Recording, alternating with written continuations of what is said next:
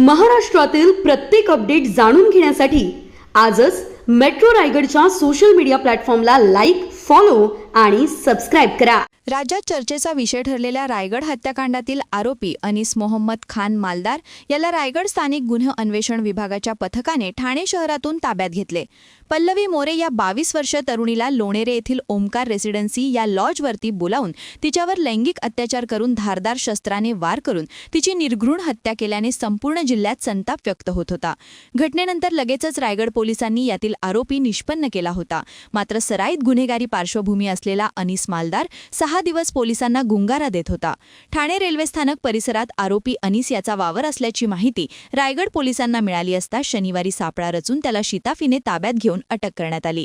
रविवारी अलिबाग येथील जिल्हा सत्र न्यायालयात हजर केले असता न्यायालयाने 30 एप्रिलपर्यंत पोलीस कोठडीत रवानगी केली. लोणेरेला एक ओंकार लॉज म्हणून आहे, त्या लॉजच्या रूममध्ये एका महिलेचा निर्घृण खून झालेला होता. त्या संदर्भामध्ये गोरेगाव पोलीस स्टेशनला खून, बलात्कार आणि ती नंतर आयडेंटिटी तिची रिव्हील झालेली होती की ती दलित समाजाची आहे म्हणून ॲट्रॉसिटीज ॲक्टच्या विविध कलमांअंतर्गत सुद्धा गुन्हा दाखल करण्यात आलेला आहे. त्या गुन्ह्याच्या मध्ये ज्याचा सहभाग होता असा तो आरोपी ज्यानं खून केलेला आहे अशी प्रायमा फेसी आपल्याकडे पुरावे आहेत, तो अनीस मालदार हा पोलिसांना मिळालेल्या गोपनीय माहितीच्या आधारे काल अटक करण्यात आलेला आहे. आज त्याला माननीय न्यायालयासमोर हजर करण्यात आलेलं. माननीय न्यायालयानं त्याला 30 एप्रिलपर्यंतची पोलीस कस्टडी दिलेली आहे. सध्या सर्व तपास हा प्राथमिक स्वरूपामध्ये आहे. आरोपीला इंट्रोगेट करणं गरजेचं आहे. आरोपीचे इंट्रोगेशन्स झाल्यानंतर आणि त्या संदर्भाने पुरावे प्राप्त झाल्यानंतर गुन्ह्यातली पुढची प्रगती नक्की देता येईल.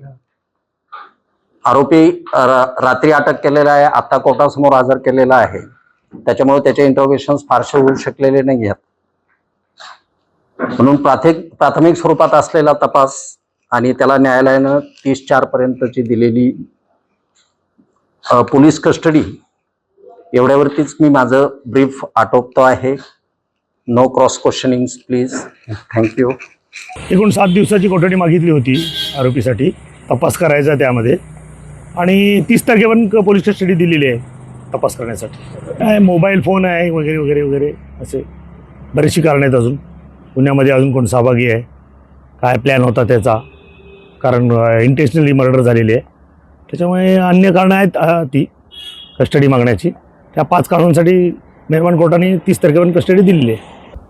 आता BNS प्रमाणे सेक्शन 64 लावलेलं आहे, म्हणजे रेपचं सेक्शन आहे ते, आणि 103 जे जुनं आपलं 302 होतं मर्डरचं सेक्शन, ते सेक्शन इथे लावण्यात आलेलं आहे. आरोपीचं नाव एक मिनिट,